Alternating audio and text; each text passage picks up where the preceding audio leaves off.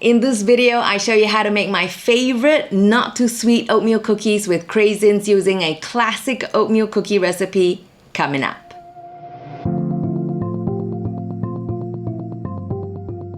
Hey, it's so good to see you. Thanks for stopping by. It's Lynette back with you with yet another health, beauty and lifestyle video to help you be beautiful and healthy naturally. And if you're new here, definitely think about following me or subscribing for more videos to help you look and feel amazing at whatever age. Also, feel free to zoom in on the section you're most interested in by clicking on the time codes or check out the links and show notes down below at any time at all during this video. I was craving some oatmeal cookies for a while now, but every time I read the food label on the package, I'm just shocked out of my socks at how much sugar and other chemicals go into it. Just so you know, sugar has 61 different names, okay? Check them out in the link below.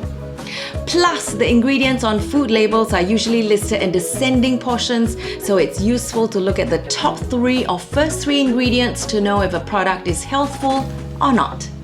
And if the list is longer than 2 or 3 lines, you know that it's highly processed. So then began my search for the classic oatmeal cookie recipe, which yielded yet another shocker for me. The sugar was even more than the flour that went into it. I was like, oh my god!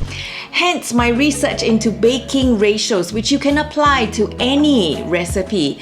And I was able to use it to cut the sugar level down by a whopping 68%.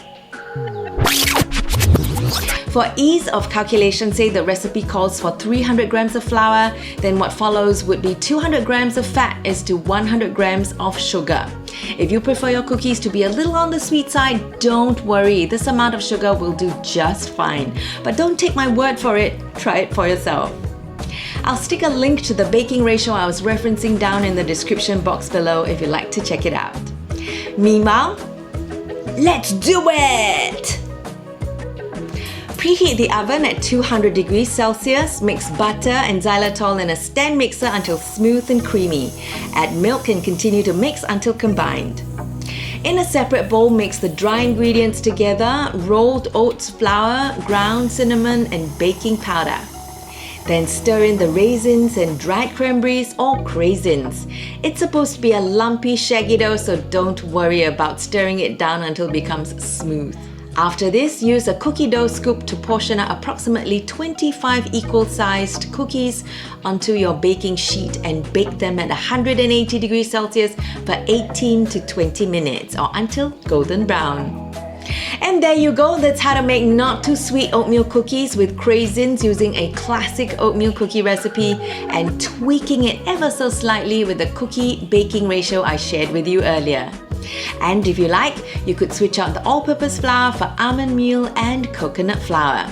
Just note that the cookies are a tad more crumbly but just as yummy. I hope you found this useful, and if you did, like it and share it with your friends. As always, thanks so much for watching. I'll see you in the next one.